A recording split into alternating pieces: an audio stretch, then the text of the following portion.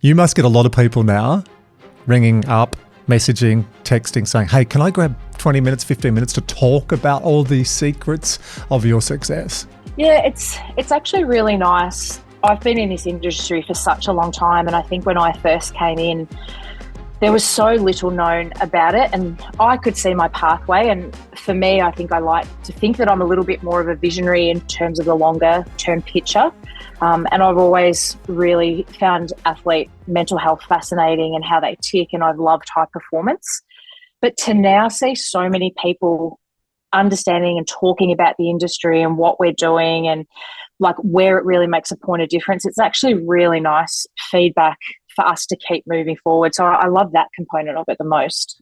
Was it Rip Van Winkle said, Jacqui, you've become an overnight success in 20 years. So you've got all these people reaching out now, and you've been in the trenches literally plying your craft for decades, and suddenly you're successful. Hey, a rough frame for today. I really want to pull on the thread of how did you get into this space? Because you have been a pioneer. You've been doing this way before it became cool. To how do you create winning teams? Like, is there a formula, or are you just lucky? And she smiled as I asked that. I'm being provocative. 20 years of luck. 20 years 20 of luck. years of luck. Yeah. 3, we've got to talk about the pies. And in AFL in Australia, so for any of our international audience, it's Aussie rules, Australian football. And in Australia, Collingwood, people either love Collingwood or they love their team to beat Collingwood. But either way, Collingwood undisputedly is the number one or the most popular AFL club. That's going to piss off all my friends who work in other AFL clubs, but there's just something about Collingwood. And I've read and spoken to you a little bit as well. You've done some amazing work behind the scenes. I want to elevate that. We have a bunch of people who listen to this who are athletes and in sport, but there's a much higher percentage who aren't. So I don't want people to listen to this and go, well, I don't play in front of 110,000 people at the MCG. So how does this help for me as a mum or a dad? Or how does this help for me at my school sport or when I do a presentation? So I really want to look at the utility for normal people. And then 5, I'm going to talk about some of your eclectic habits, Jacqui. Yep. From doing Disney challenges to baking. My theory on that is it's around psychological detachment. I reckon you've worked out what you need to do to stay fresh, and I reckon you've worked out what you need to do with athletes. So there's a rough frame.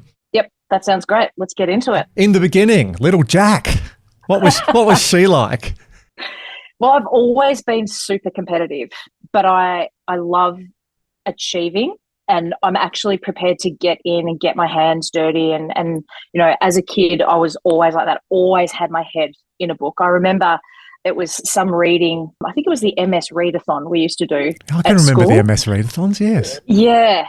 And even then I was like winning things for reading 100 books in a year, and that was just genuinely me. So that came along. I'm like, oh, this kind of works. But I think I've always been somebody who I want to be at the top. I'm not afraid to fail because I'm happy to have a crack at something, and I see that as a learning opportunity for me. And I think everything now, all of the organisations I'm involved in, that has aligned with who I am as a person. So I think that's why things are maybe looking like they're really coming together, but it has been who I've been the whole time. So I'm just a voracious learner, and that's what I love doing. And I believe even as a 9-year-old kid, you wanted to go into the path of sports psychology. Who does that? Like, honestly, were you a normal kid? And I asked that with respect because at 9, what did you want to do when you were 9? No idea. Like, I wanted to be, I think, a bus driver or a builder, or you want to be a baker or a hairdresser. Can't really say I need a hairdresser now. I've always wanted to do this. I think I've shared the story with a few people that I used to do little athletics, and I used to sit on the hill at Doncaster and with my dad, and we would watch my sister who would do the hurdles, and every time at the 4th hurdle, she would fall over. And I remember the conversation saying to him, that's in her head. Like, I want to work with athletes who want to, be better, but they get stuck in their head. And it's just, I think in year 9, then I went and found a course. I saw it on a brochure on a stand outside our school library that said at Ballarat University I could do sports science and sports psychology. So then I realised it was a legitimate pathway. And at that stage, that was the only place I could do a double degree. So for me, I went, okay, well, if I want to work in sport, I need to understand physios and doctors and everyone else. So sports science would give me that. and then I can do the psychology. So I look at university courses now and I think, man, I could have done it a lot easier had I come a little later, because I was 36 contact hours a week at uni, doing a double degree, doing 6 to 8 subjects. Like I couldn't get enough of it, and I wanted to streamline it as much as I could. So I moved out of home. I was driving back and forth 4 times a week because I was playing state league netball. And in the end, that's probably what got me from an injury perspective, because I was spending so much time in the car. But I would just drive everywhere. If I could find a sports psych I could go and listen to. And I was lucky enough to find Anthony Stewart at the time, who I think was one of the very first people around. And he just said, if I'm doing something for a group, you can come and listen. So I would drive to Geelong, Wodonga, everywhere, just to hear and take notes and learn. And that's kind of where it all started. Did he say after a while, hey, you've taken this a bit far, champ? Like, I'm talking to my family on Sunday morning about what we're going to be doing at Little Athletics or soccer, and you're in my bloody lounge room taking notes. You're like, back off. Yeah. But hey, can Exactly. I just reverse and double click on a few things you've said then? Passionate year 9, so it sounds like it was more of a calling. So this is what you were put on this planet to do. I think so. Would you really do it differently? Or is that just a No. flippant remark? Because my view of you is you chilled, but you chilled because you've done thousands and thousands and thousands of hours of work. Yeah, that's probably accurate. Yeah, and interesting as well, like a lot of people now, this is a trendy path, right? Even for me, it's been a 20-year evolution to be a mental skills coach. And I'm often asked that, and I won't give you the soliloquy, but it's, study exercise science, be good at sport, not great, do psychology, have some stuff ups and fuck ups along the way, work with tens of thousands of people, go through a marriage breakdown, understand your own schema, and then go and start working with some athletes. And hey, after a long time, you're right. So I can't help but think doing those 2 degrees at the same time, not only building resilience, but you're understanding brain, body, brain. Yeah. And I think for me, like after that, I was very deliberate in my choices. I chose organisational psych in my 4th year because sport is systems. I understood if I wanted to work long-term in AFL, which is a sport, I love the sport of AFL. I love the technical side and the constantly have to solve problems. I love that component. So doing organisational psych gave me all the training in profiling, but it also helped me understand systems and how organisations work and all of that sort of stuff. So, and then I went and did sports psych as my master's. So I was very, very deliberate in my choices. How can you be that strategic as a teenager in your early 20s? Like, again, N=1 for me. I had no idea back then. I did sports science, my first degree, and then moved down to the Tasmanian Institute of Sport, was doing some coaching there. John Quinn, you would have met in your pathways in Melbourne, and was also running in Tassie at that time. But I had no idea, nowhere near the clarity. How did you get that? And what's the lesson for people listening to try and get clarity in their career path? I don't know if I actually have an answer to how I got it. I think probably because, like I said, I always had my head in a book. I think my big thing is I've always listened to myself. I've been super lucky in that I've had parents that never ever said, no, you can't do that, or are you sure? They've never stopped my dreaming. They've always allowed me, and they've had this trust and faith because they can see my work ethic. And I think even now, one of the things I'm probably known for amongst people that know me is just how hard I work. I never think I know enough. I never think I'm at the top of something. I always want to be in a culture where I'm learning from somebody else. I go into every situation thinking I'm learning rather than teaching.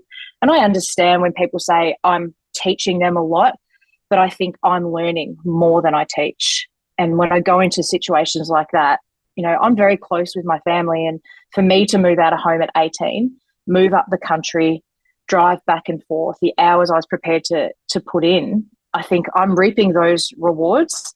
But I still want more success. I love the people I'm around, and I think that's what drives me. So I don't know how I got the clarity. I just think I listen to myself and I'm prepared to back myself in, and I'm not scared if it doesn't work.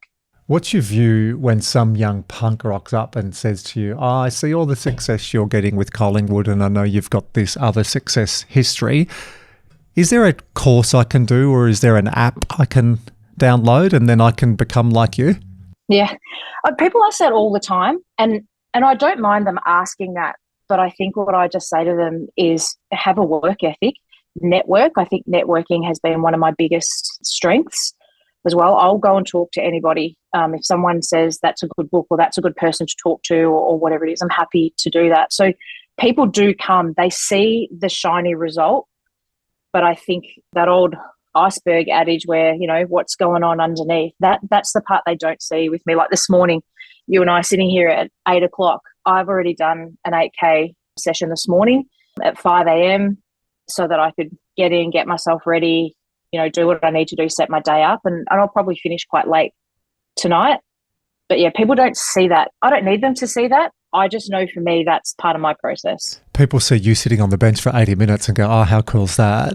And part of my question was just teasing out as well. I think we want a pill, a potion, a bottle, a lotion. Bullet, a silver bullet. Yeah, and it's decades, isn't it? It's decades of hard work and doing the yards.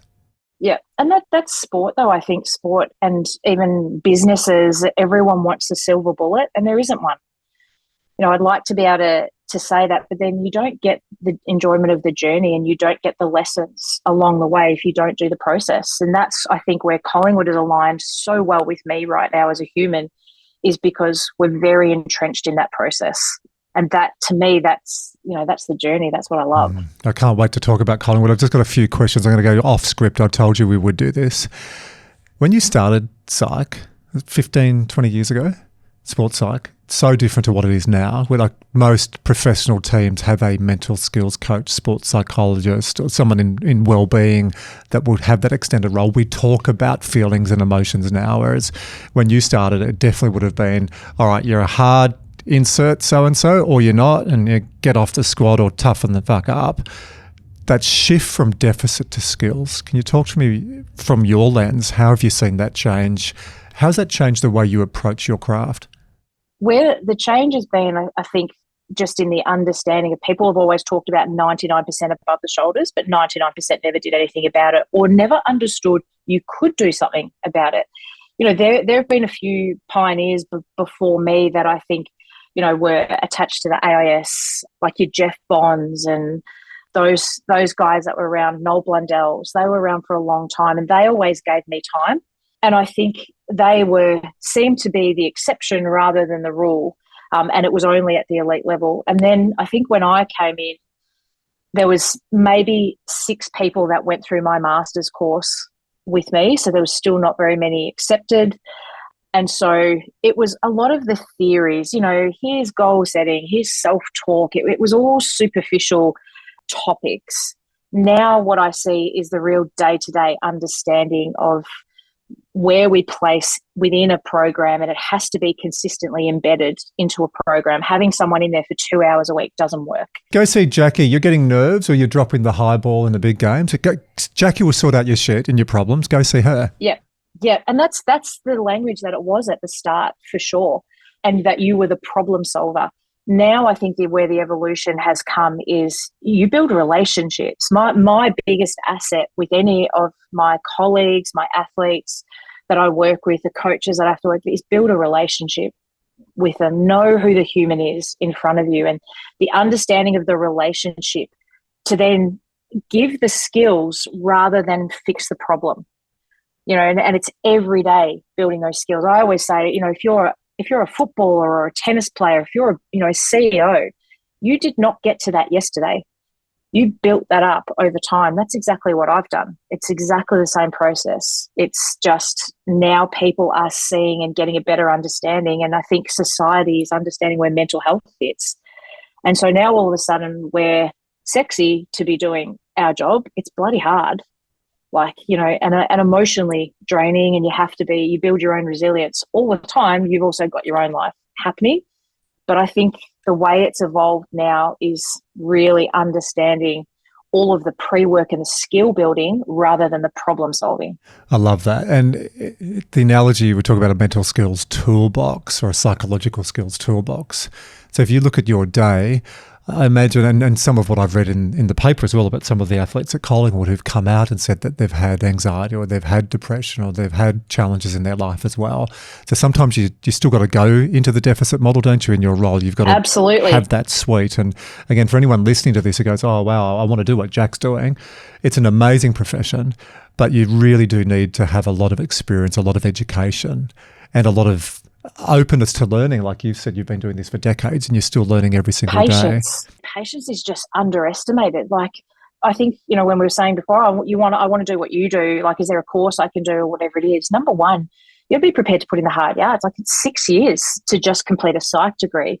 That's before you get your specialty and then before you get experience. Everyone comes out, even with a master's degree, and they want to be in AFL, if they want to be doing that. I'm like, you have to build, you have to be patient with your journey, because if you're not, these are people's careers, these are people's lives and their businesses and everything else. So just because you have the piece of paper gives you permission to come into the industry, it does not give you knowledge and skills to be 20 years experience. It just doesn't.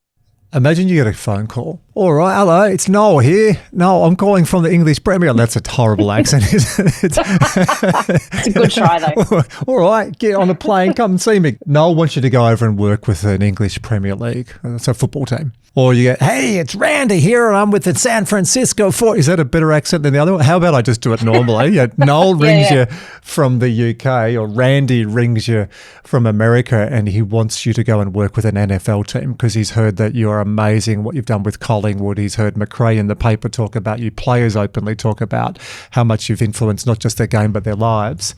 And you've got a blank canvas, so to speak, and you're going to one of the two highest profile, highest pressure sporting organisations in the world. How do you create a winning team?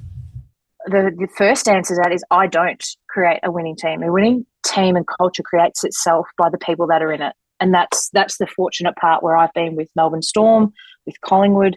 It is the collection of individuals getting themselves on the same page and understanding every single person has a very important role, and no one person is going to create that team. Like, we have leaders in our team, but for me, if I'm getting a blank canvas, my first step is I want to understand the people that are existing in that. You have to respect what's gone before you. You have to respect what's in there now. Understand, who are your power players? Who are your people of influence? Why are they influential? Who are the people that are trusted? Why do those people get trusted? So get the lay of the land, and you're coming into their culture. I'm not coming in to fix it. I'm coming in to add value if I can add value to it. So when I see where all of that is, here's your superstar. What is it about them? So they've got a great amount of skill, but do they build relationships? Does everybody trust them? Where are they fitting? Do they derail the team or do they help the team? Whether that be the coach or your superstar player or your CEO or your finance people or the player managers, they play a part in this as well. It takes, I think, when I come into any organisation, 3 years to really feel like I have understood where I am. So last year was my third year at Collingwood in the men's program, but my first year was with a different regime. So this is my third year. And even though we've had success, and it was the same at Melbourne Storm, I think once I've been in it for 3 years, I understand where I am now. And you've got to understand the history of a club. What does it mean to their supporters? Where does it fit into the culture of this country or this town or whatever it is? Because then you've got to respect the people who support that club. And that's, I think, something, that has happened with the teams that I've worked with as well. And we saw that hugely, obviously, with Collingwood last year. But be patient and don't think you're coming in because you're going to be the font of all knowledge and the oracle. You're not. So I think that's what helps me. When I first started at Parramatta a couple of years ago, I thought, we can turn everything around in a year. I agree. I reckon it takes 3 years to really have an impact, and 3 years for a coach. When a coach comes into a new team, first year they're picking up rocks and, oh, geez, what's that scurrying away? So, and also a coach inherits a squad. I reckon year 2, a coach has some influence, because you start to choose your support staff and you start to choose maybe assistant coaches and you have an influence on players. Year 3, as a coach, I think you start to say it's your fault. Year 4, it's definitely your fault either way. But so 3 years to understand or 3 years to really make an impact? For me, I think it's 3 years that I feel like I understand. You can potentially make an impact immediately. That may be big, that may be small. That might be on one individual, it might be on lots of individuals. But there are other components to that as well, because, I came in to a culture at both at Storm and at Collingwood at the time that were open to what I could potentially bring as well. So I came into open arms. That made it so much easier to have hard conversations, to ask questions that maybe others are uncomfortable. I trust my skill set that I can ask hard questions with respect, that I can listen to those. So I came in with a really open door. But if you come in, and I've been into cultures before where they've had awful experience with psychologists and, the person that's been in there. And I think above all, for me, it's who I am as a human that makes me successful, and all my knowledge on top is just icing on the cake as well. But, I feel like I'm pretty grounded, and I'm okay to be wrong. I'm okay to be questioned because I back my knowledge in. So I've got Noel back on the line. All right, I get it. Number one is your people and your power players. Yeah. So people and power players, you would say, is number one. Two, is that then the skill set, your skill set, the practitioner skill set? Yep. And then I think the next layer on top of that is going to be, okay, how do I apply my skill set within this team? So if I walked into a team and they said, okay, we just want you to see people one-on-one, I'd be like, thanks, but no thanks. I'm not interested in that. That's not going to influence culture, and I can do that at my clinic. Like, that is not you accepting. Let me do my job. Like, if you're going to fully let me do my job, I'm happy to come in and have a chat. So embed me in your culture. Give me space in your program. Let me build the skills like you do on a footy field, on a tennis court, or, when you've got an apprentice that comes into your business, or a new graduate. Let me come in and have time in your program. Let me show you how I can do it. And I do it very differently to so many other people.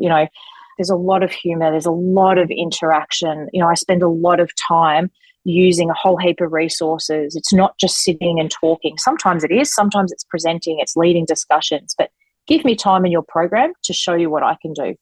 And that's where Craig McRae has been amazing, is that I didn't have to sell anything to him in terms of the whole mental skills area. He knows it.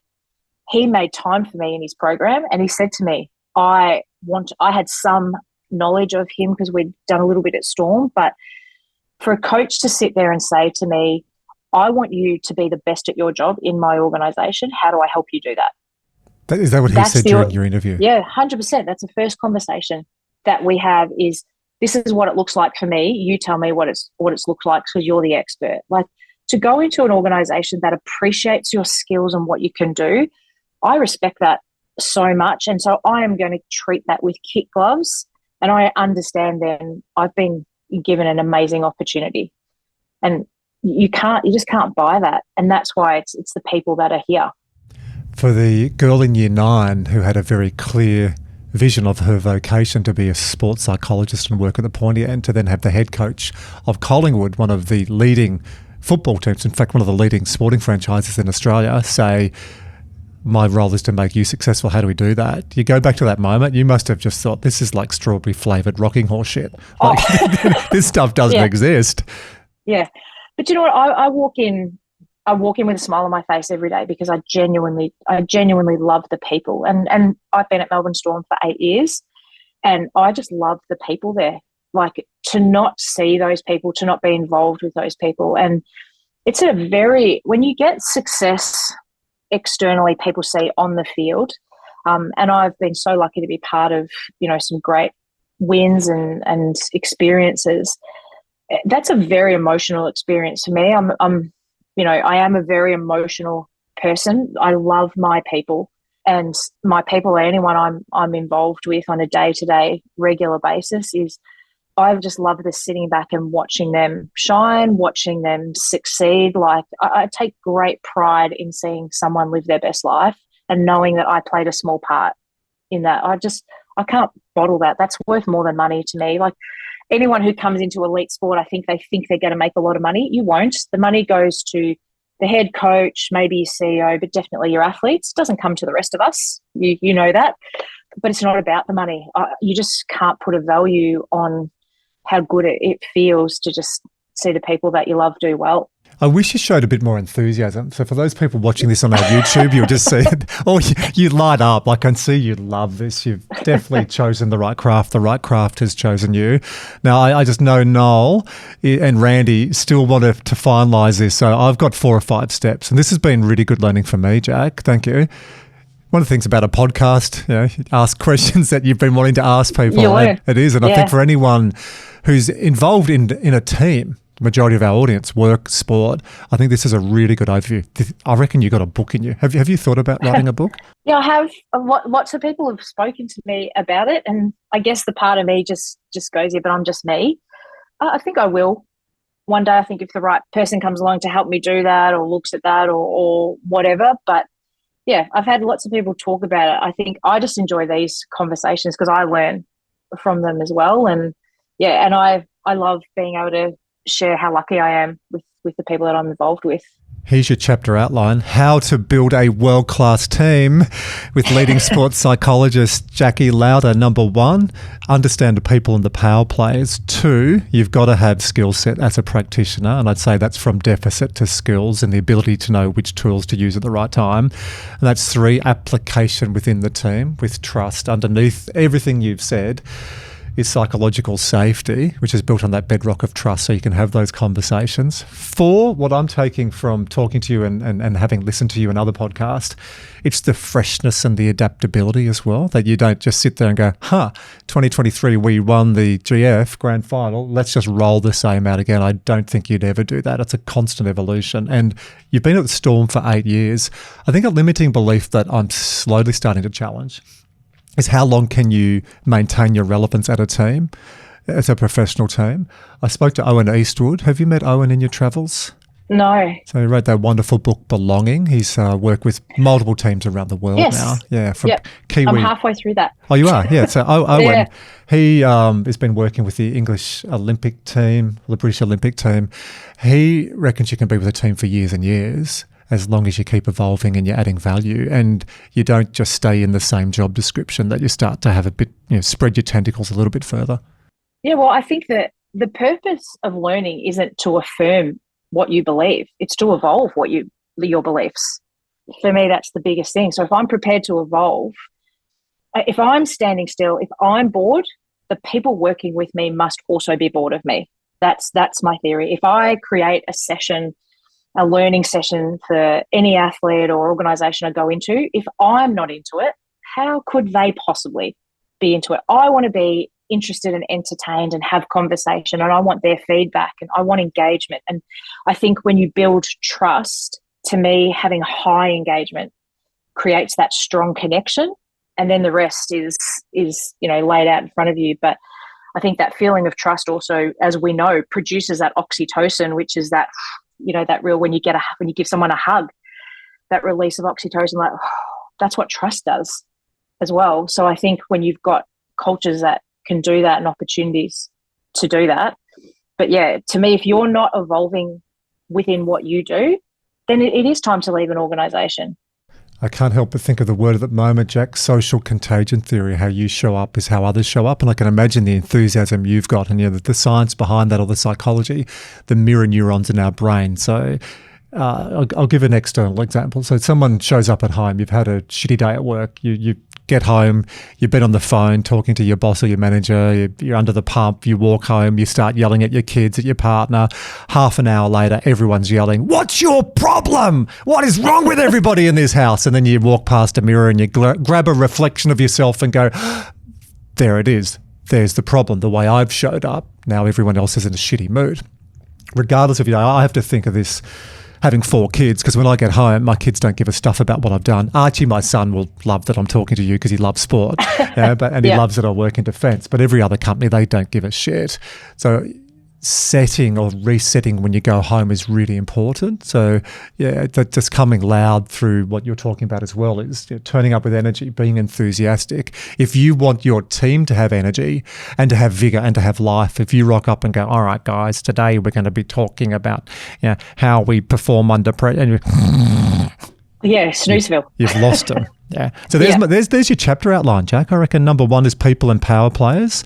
2 is you've got to have the skills from deficit to a skills model, and that's years and years of work. And I think understanding physiology and psychology. 3 is that how you apply that within a team, built on a bedrock of trust. 4 is stay fresh, adapt and evolve. And 5 is the F factor, fun, because I can see you have fun. You love what you do. When I've caught up with you, you're always racing from one to the next. You stack your diary. You're this superwoman, superpower, but I can see that you're having fun. Yeah, heaps of fun, and that's I think that's the best part of it. And I think too, when you look at the cultures that I'm in, there's always 2 sides. There's the cognitive culture, which is all your verbal discussions and your thinking and all that sort of stuff, and then there's the emotional culture, which is all your non-verbals and your fun and your body language and your joy and all that sort of stuff. And I think when you combine those 2, that's a recipe for success for me in what I do. I've never heard that before. Tell me more about that. Well, I just think if I'm cognitively not challenged, I'm not having hard conversations, difficult conversations, embracing change and evolution and all of that sort of stuff. I've cognitively got to be stimulated, and so does everyone within the culture and around me. But the emotional component to building a really emotionally strong culture, where it's the facial expressions, the interactions, the care, the love, the joy, like all of that is just as important in a culture. And to me, that's where you get your psychological safety from. Is it's okay to try and it doesn't work out. It's okay to also be amazing and awesome. And I think Australian culture needs to embrace more of the process, and it's okay to be good at what you do, right? We don't want to shy away from that, and people want to pull you down straight away, and we get that after, if you're a team that basically, I think at Collingwood particularly, what happens is that group polarization, where because you interact with other people who share the same view, we hate Collingwood, then that's what they all believe is true. But they don't actually stop and question it, going, do you? You've believed that for a long time, but why? They'll create a narrative around the why. But if they honestly could come in and see how the love and those 2 cultures work in, we cognitively challenge each other, we emotionally support and build our culture, that's what it comes down to. Mm. The vision, just closing out what you do to be a world-class mental skills coach. And so it's full on. Even talking to you, I'm running parallel ports. Can't help myself. Oh, gee, that's a great idea. How can I learn that? Oh, Jacqui, can I talk to you about that another time? But I look at you as this blend. Even as we talk, you make terms sticky and fun and then go deep. So there's a real experience there. But to me, it sounds like it's a blend of organisational psychology. So you need to understand systems or complex adaptive systems and processes. Tick.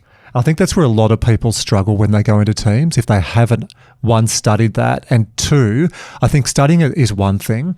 The best thing I did for working in teams is I worked as a partner at KPMG, a global consulting firm, for 3 years, and I learned about politics and ambiguity and navigating ego. It was a phenomenal introduction to some of the real challenges you have in a team. Well, you've got all your positional power and your personal power that sits in those organisations, right? And I think that's what we look at, that personal power is what can I do and whatever. Positional power exists in every organisation and in every club. Like, I might be the most qualified person in an organisation, but I don't hold positional power. The head coach holds that, the CEO holds that, the footy manager holds that, or the CEO. But I hold personal power in what I do, and you've got to know where that fit is. And I think, like you said, that KPMG is an amazing grounding. So it's almost like a Russian doll, I'm thinking, with you. So you've got, the dolls you open up and there's much more inside than what you actually see. So there's the organisational psych and understanding complex adaptive systems. Tick, you've got that in bucket loads. Then there's understanding teams and teamwork, because that's really important. So that's sort of in that next layer. And then you understand people and individuals and your utility, your skills. You say it's sports psychology, but it's much more than that, because you've got to understand sleep and recovery, and you're not just a head on a stick. So the physiology and the psychology. And I think the little doll in underneath all this, and it's not little in importance, it's just little in this analogy, is you, your feelings, your emotions, your life, your story, your connection, your energy. Yeah, I think people have always been I guess, my source of energy. And that probably comes from a close family where, you know, we were loved and we were cared for, and we were taught lessons and good morals. And I'm super lucky that I've had the grounding that I've had, but I sit in a huge amount of appreciation and love for that. And, you know, I would hope that everyone who is around me feels better when they've had a conversation with me, or if they walk away feeling better because they've spent time with me. Then that's what I care about the most, is if they feel good, they feel safe, then they'll come into any conversation with me. They'll have conversations that they won't have with other people, because I can create that safety for them and I can challenge them in a healthy way. And that's what you want to do in anything that's high performing. But for me, I need my people, and then I need to also take care of myself in that process. And as we all know, that's not an easy thing when you're in high performing, quick, fast areas where there's a lot of external talk and pressure.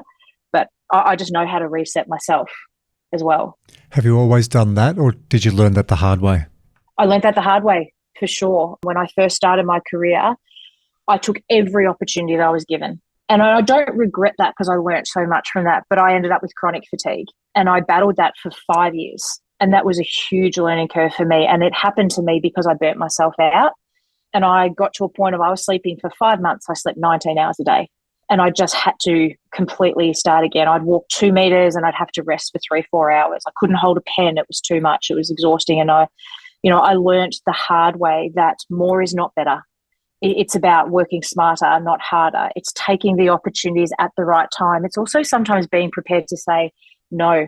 If I had have been offered the role at Collingwood 5 years earlier, I would have said no. That wasn't the right time for me. Really? You would have had that comfort personally to say, hey, I'm not ready for this? Yeah, because I just think for me right now, I'm in my dream space. I'm in where I should be, with the right skill set, the right knowledge, the right abilities as well. That's why this is working right now. It takes a lot of ego management, and that's what I've learned. For me, I'm lucky is that I don't need to be the person at the front. I love my role in the background. I love watching other people shine. It's pretty unusual for me to talk about me. I can talk about my job in front of thousands of people, but talking about me is not something I ever do, because that's a private thing, and it's something that is, I don't see that as the most important thing. For me, I think the athletes are the ones that should be shining, the coaches, and, you know, they know what you offer them, but I love being in the background. But I think when you have every single human has an ego, right? And you've got to manage that and know, I would love that opportunity, but if I come in and I stuff that up, I'm done. And I would love to be at the top when I'm, you know, coming out in my first year, but I'm first year. Like, don't be in a rush. Be patient, learn from the people around you, network, but manage your ego, because I tell you what, you know this better than anyone, when you get to that top level, there are a lot of other egos coming into play. And if you can't manage yours, you will get eaten alive. And you need to have a mindset you're in service and support, not subservient. Correct. Service and support. And to do that, you've got to hold or suspend your ego. Hey, can I just say thank you now in real time for opening up and sharing? Because for someone who doesn't like talking about themselves, you're being very open and candid. So I appreciate that. Yeah, no problem. And I didn't know, I've never heard you talk about chronic fatigue syndrome. Yeah. I think it's something that obviously now a lot more people know about. They didn't know about that when I was going through it. It was so new. But that was the biggest learning opportunity for me, because it humbled me to go, you might be a hard worker, but there's a line there. And if you don't learn how to manage that line, you're going to go nowhere. And that's why now I have to, you know, for me, I have to get up in the morning and go do a swim or do a run or do a walk. I don't like running, to be fair, but it makes me a better version of me. When you were talking before, one of the notes I had that I was writing on my run sheet was passion versus obsession, and I left it, but I'm going to come back to it now because you've mentioned chronic fatigue. It's a fine line, and I imagine you are quite obsessive. The girl in year 9 who decides that, you're so driven. Yeah, I'm driven. I'm not obsessive. I don't get stuck on certain things. I think I'm obsessively passionate, with what I do, but I am driven, but I know the line now between drive and obsession and unhealthy. And I didn't know that before. It's such an important topic. I find myself talking to coaches in teams I'm with and leaders in executive teams a lot about this. It's the coach/leader wellbeing. And a lot of young leaders, young coaches, I'll get to that, Maisie. Yeah, I just got to win a grand final. I've just got to make the executive team. Or I just need to get through results. Or I just, gonna, or when I never comes, and often does. It's a train that hits you. And chronic fatigue really does, it hits you and you land on your ass and you have to slow down and have to think. So I'm really happy to hear that you've navigated that. The lesson for anyone listening to this is absolutely have goals, shoot for the stars, but you do need to downregulate. You need to shift your brain. If we're talking nerdy brain waves, we'd be in beta now, thinking, planning, strategizing, agitating, reflecting. You've got to at least go alpha, where you're ruminating, reflecting and daydreaming a little bit. And you've got to get your body out of stress, sympathetic to parasympathetic. 100%. And I think along the way you redefine success. Success for me is not the premierships. Now, that's the club success. That's the success of the individuals involved in it. Success for me is going, have I done my job the best? Have I also allowed myself to enjoy it? Have I shared, stories and is there emotion involved in that? For me, that's success. It's not about the trophies and that. That's a component of achievement, but that's not success. For me is to me, if someone walks away feeling better for having had me in their life, then that's success for me. Well, good segue to Collingwood. I reckon you've done all right, champ. Like when your players were holding the trophy up in the MCG with 100,000 plus people and streamers and confetti. So that's the sum of 3 years of work. But let's go back when you first started Collingwood. So you sat down with McRae. You've spoken about we've spoken a lot about Collingwood. I was there a year before him. Ah, okay. So I arrived a season before he arrived. So he inherited you. Yeah, he did actually. Yeah, I hope he's happy about that. I'm confident he is. I think you both would reflect and go, it's been an okay job. So you started right, and then Craig came in, and then can you tell us? Like what did you do early as far as vision, culture, belonging? Because the end result we see the grand final. The end result we read in the Australian about players putting monikers, which I've got to ask you, a word or a phrase on their collar. The end result is all the talk about belonging and connection. And as a bunch of individual men, you've got 18 on the field. How many on the bench? 4 plus then a sub. So you've got 23, and then you've got a whole squad of about 44. And one of the big things I read about Collingwood is you allowed these young men and young women, because you were also working in the women's program, to be individuals, but then collectively. So that's the end result. But can we go back when you and Craig first sat down, blank sheet, whiteboard? Take us to that discussion and the planning. Yeah, I think he had a vision of where I would fit into his program, and it was pretty good. To be fair, I sat there and I had a little bit of interaction with him because of he was doing some kicking coaching at Melbourne Storm. He would come in every couple of weeks, so we had a very minor level of familiarity with each other. And Craig's just one of those people that you sit down and you enjoy talking to him. He's just a nice human, and there's very well-managed ego. I can't say there's no ego because every human has it, but you don't become a coach of a major Australian sporting organisation without confidence and ego. Yeah, correct. But it's well-managed, and to sit down and he's like, this is what I think it would look like. What do you think? And, he had me embedded in the program consistently, week in, week out. That was the biggest thing, and it looked at all different parts. It gave me opportunities to talk. It gave me opportunities to educate, and it gave me opportunities to just be there and be involved. And that's the first time anyone's ever presented it that way to me. And that says to me there's a human who's really evolved and gets it as well. And so I think my experience with him has been he's the right person for me to be working with because of who he is as a human. And that's just gold for me. And then since then, it hasn't changed. It's regular weekly contact with the players. I'm traveling with them, and a lot of that is player driven. But So you travel to every game in Every game. the season, every game. So home seasons or away. Yep. Yeah. So I think the biggest part of being part of that program is the time I get with the people in the program. And the players have learnt, I initially sat down with every player at the start to have at least some contact. And it was not about how can I help your footy? It was tell me about you. And I wanted them to get some understanding of who I was and a feel for me. And I've never, ever mandated that the players see me. That's completely driven by them, because some will use you a lot and some will use you a little bit, but all of them know I'm here. And that's the biggest thing. But the E word that you've mentioned multiple times that I love, we're so aligned on this, is it's got to be embedded. And the traditional approach, so when you first started, and even when I started 4 or 5 years ago, was I'll go see Maisie when you've got a problem. But you go upstream.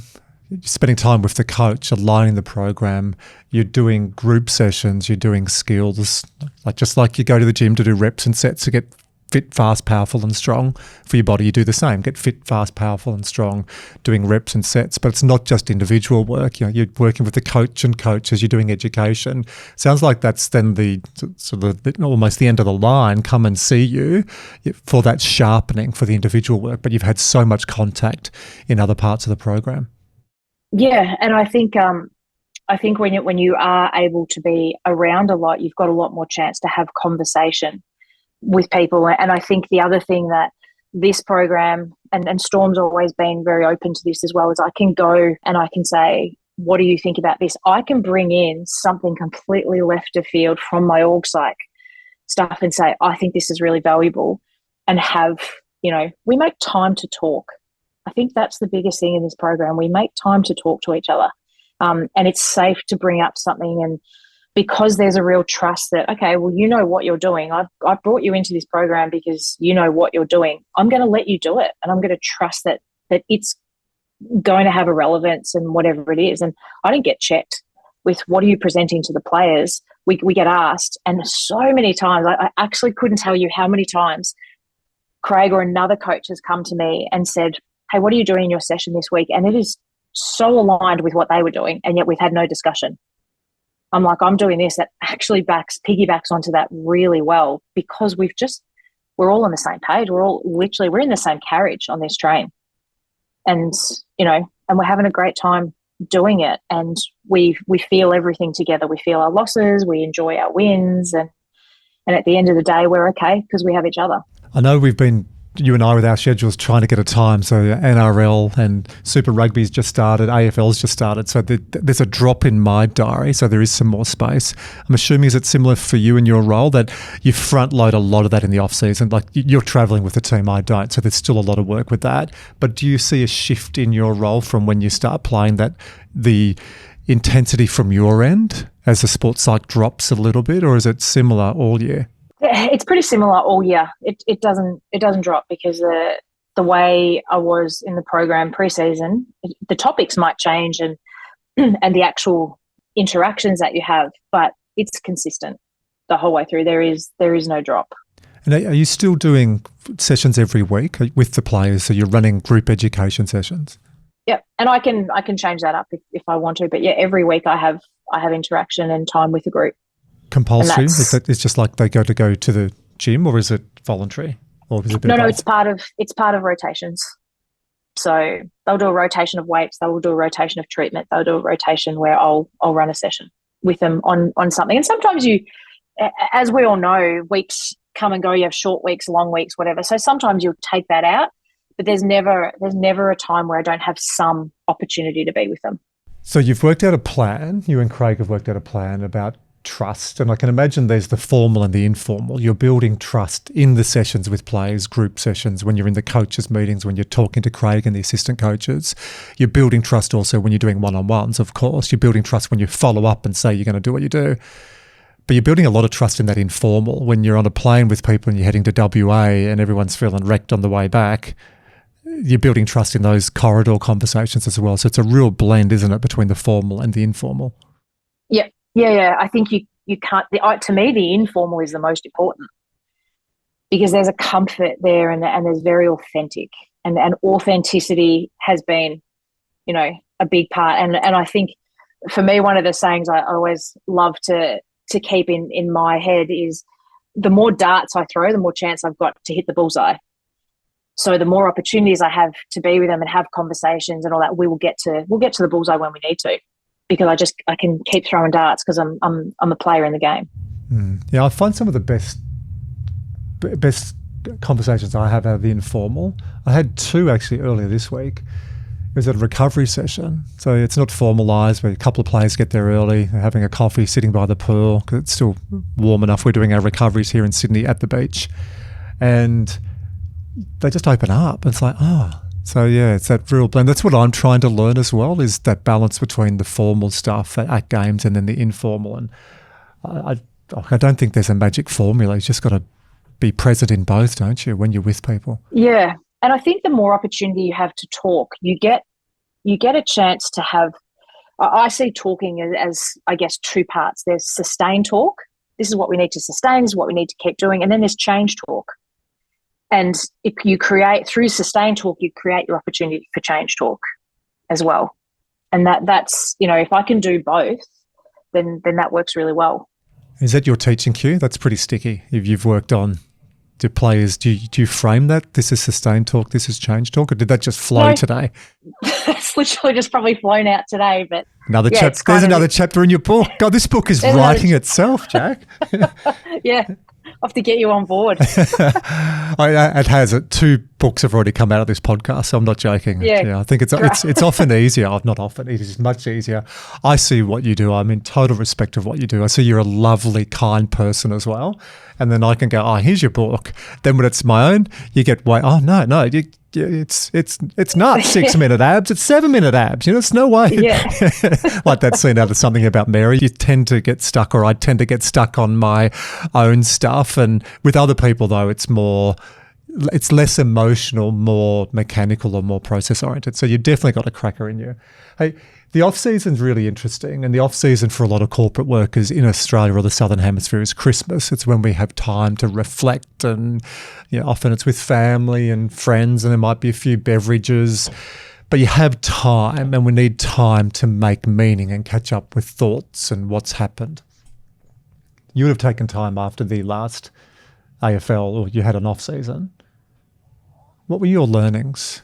And if I put you on the spot, what contributed, or what are the key factors to winning the 2023 AFL Premiership? Because there were 17 other teams that all had off-seasons. There were 17 other teams, and I always laugh at the end of off-season. You catch up with mates in different sports. How are you going? The boys or the girls have had a great off-season. Like, everyone's sharp. Our centre-halves are leaping. Our wings and rovers, like, they're really aerobically fit. We're going to have a great season. We're going to make – everyone says that. But when you really reflect, what do you double-click on?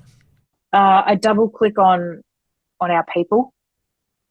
I think I look around the room and there's not a single person in that room that I can't find value in for something. And I think the value of each person in that room, for me individually, for our group, is the highest priority and probably the biggest joy that you get out of it, whether that be a player or a staff member. I just look at the people in the photos, and it makes me emotional to think about every conversation you've had, all the journeys, all the fun things on trips, all the funny moments. And I think that for me is just so special. I've not had it this way before. I think Storm in 2017, I felt exactly the same. And I did think about that to myself last year at a certain point. I went, this feels like Melbourne Storm in 2017. Like, it just felt everything was clicking, and you never know where it's going to end. And I felt like that in 2022. Collingwood lost a prelim by a point, and I can't stand seeing my people upset. I don't like that, because I want to protect them. And they were devastated. I was watching that game, and the players were distraught. Yeah. And it was just because we had. And no different to any other team. I know everyone works hard, so I'm not devaluing that. But I know what our work was. So I think the double click is the people that I wanted for myself. I wanted that experience with these people. That was my biggest thing. And then I think we've got to know everyone's families. So then your people expand, and to walk into those rooms and, you know, their parents, their partners, their kids, like anyone who's had an experience of a premiership with anything, you look at the smiles on the faces of everyone in your environment and everyone's happy at the same time. And it's just euphoric joy is, if I could bottle that, I would, but that's what's going to drive our team, because we want that again. So I think I double click on that. I did take some time to reflect on my journey, and this is a real culmination of 20-something years of this is where I want to be right now. And I feel very privileged. I think my job's a massive privilege. People share their lives with me. They don't have to. They choose to do that. And I take that with the greatest of responsibility, but a lot of joy and appreciation as well. And then I think I then go, right, how do I get better? I was waiting for the shift, and can I say it was really nice. Yeah. Like you sat into that. Is that new for you to actually reflect and go, yeah, I'm really proud and it's a privilege. But I saw there, because you said to me before, it's not about you, and I know. But at some stage you've got to sit back and go, hey, I found the problem. Yep, Melbourne Storm, Collingwood, like you've been involved with two amazing teams. I'm glad you're reflecting, and it's not ego. I think we get taught in Australia, don't be a big head, and you know, growing up the way you did, and family, you played sport at a high level as well. It isn't about you, but reflecting and making meaning and learning, it's important, right? So you can keep evolving. Yeah, I think that's, you know, language that Craig has really taught through his own learnings. It has been, you know, deep wins, shallow losses, and deep wins. It's okay to sit back and enjoy this. And we are by no means thinking that we've made it, whatever. We want to keep getting better, and that's the exciting part moving forward. But, you know, sitting back and knowing it's okay to reflect, I probably wouldn't have done that in the past. I think that's age, experience, and again, permission. Sometimes I think you need someone to give you permission to go, take a breath now, because that's a big thing, and that's in the history books now and forever. You're connected to those people. I know players, they do their reunions and stuff like that, but, you know, every one of these people holds a special place for you when you go through these experiences. So it's nice to sit and reflect, and life doesn't often give you that chance if you don't take it. So you've got to create the space for that. I've got lots of questions on Collingwood. And yeah. I'm conscious of our time, so I'm going to do 3. I'm going to give us a rapid fire. I'm going to ask you 3 questions. Just give me a short, sharp answer, because then I do just want to look at some of the utility that we can give to people applying these skills to their lives. So question number 1, Craig McRae. What makes him so special? I think he's authenticity. I think what you see is what you get. I think he's very consistent as well, and he's not perfect, and he doesn't pretend to be. And so he allows everybody else to be okay with that too. Collingwood rapid fire question number 2. You've got to talk to me about the monikers. Whose idea was that? Tell our listeners about that. That's Craig's idea. Yeah, we embraced it, but that's absolutely his drive, which was great. So players wrote words that had meaning to them, or phrases, so there would have been a process. Did you go through the process to narrow down what those words are? He created the process. I definitely assisted it in terms of certain individuals wanted some help and stuff with it, but that's all him. I can't take credit for that, but I love the idea. Okay, the 3rd question, and he can't take credit for this because this is you sitting on the bench. Can you tell us, because I've seen on TV it scans to you a couple of times, you're in the thick of it, like literally you cannot get closer. So imagine, again, for anyone who's not familiar with AFL and for our overseas listeners, it is vitriolic, it's fervent, it's passionate, it's gladiatorial. It's like going back to it's like going back to the Roman Empire. And you've got your supporters there, but you're front row. Like you're not at the front seat. You're literally sitting on the bench next to the players. What's that like? It's so funny, and when you describe this to people, our bench is so calm. I probably don't see it the same way everybody else does, because I'm there to do a job, and it's a different venue and a different space to keep doing what I'm already doing. So I don't probably see it the way it looks. I genuinely don't. Did you not have the first time though when you went down there and you sat there and just went, oh my God, like this is like it's crazy. The atmosphere, the noise, the energy. Definitely you feel that and whatever it is. But once the game starts, it literally is go time, and it's like, right, what do you need? I'm paying attention to so many different things. So you do become that's my normal workspace now. So I don't get overawed by it. I'm like, this, like I said, this is just, I'm sitting in a different space to do the same job. And that's probably what allows me to be able to do it.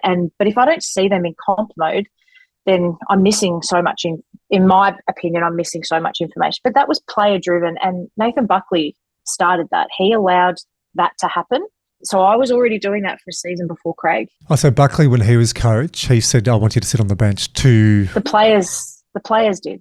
The players drove that from the start is, can you be there? And then it just worked, and that's what they wanted. If at some point they say get off, you get off. Like that's how it works. But it's helping me, it's helping them. But I definitely see the attraction of it, and there's been so much talk about it, which I found fascinating because there's lots of other people on the bench doing their job as well. But I think it's so new to have the psych there that it's like, wow, this is mind blowing. But it's not, because I'm with them all the time.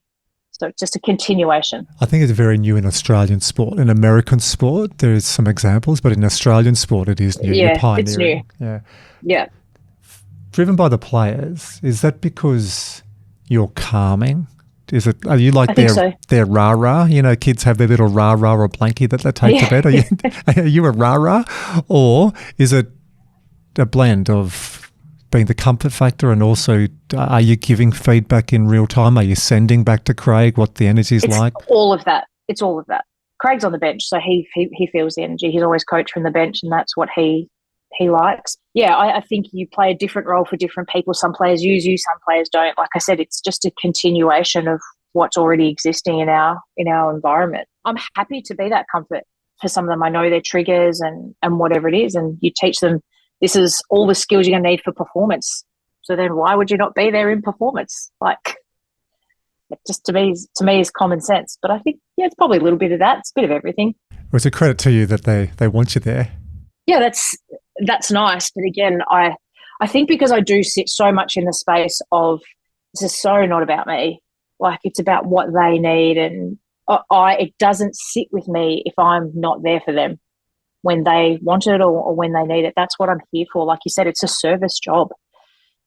You got to wrap your head around that. And I am super comfortable with the service component of it. That's come through loud and clear, that sitting in service and sitting in support. Now, I did say we would talk as well about a couple of skills that have utility. I reckon the majority of what we've spoken about, if you take out AFL, if you take out Storm, if you take out high performance sport, it absolutely will apply. But can you give me one example? Because you do speaking as well. We'll give people details on how they can get you to come and ramp them up at their conference or offsite in a calm, in your calm, soothing way. Hey, one other thing, this is random. You only work with coaches called Craig. Is that part of your success criteria? So I just realised I totally stuffed up the story. I should have done better preparation. Hey, we've got Craig Colin from... It would have gone down better, wouldn't it? Like, you just work with Craigs. Craig Bellamy, Craig McRae. I actually made that link about 3 years ago, because what happened was 2 years ago, I really sat down, because obviously then Craig McRae came along. But at the time, I was working with elite swimming. And Craig Jackson was the coach that I was working with. And then Craig Bellamy. And then Craig McRae. And I was like, and then Craig Harper is the person I spend so much time. I'm like, what is this? And the funniest part is when I was growing up, there was a boy across the road whose name was the same, but he was a bit of a bully. And I hated the name because it made me remember this kid who used to bully us across the road. And now I've ended up with all these beautiful Craigs around me, and it's the complete opposite. But it's so funny you make that connection. Geez, can we pull on that thread? Oh my God! Having all the clinical psychologists, just their little bird brains are going overtime now. So you got bullied by a kid named Craig over the road, and now you find yourself drawn to these endearing men, Craig Jackson, Craig Harper, Craig McRae, and Craig Bellamy. And Craig Bellamy. And they are all so different as people. The love I have for each of them in their own different ways is, has been so amazing for me. It's so fun. It's hilarious. My sister and I have reflected and laughed at that. Oh, I just am visualizing. Yeah, good pickup. Thanks, Jack. The title of this podcast, Why I Love Craig. So if any male or female in Australia or the world is listening to this and wants to get this wonderful woman to come in and run, it's pigeonholing you to say performance psychology. It's changing culture, creating a winning environment. Go to Depot, change your bloody name to Craig, and you got a chance. You got half a chance. So funny.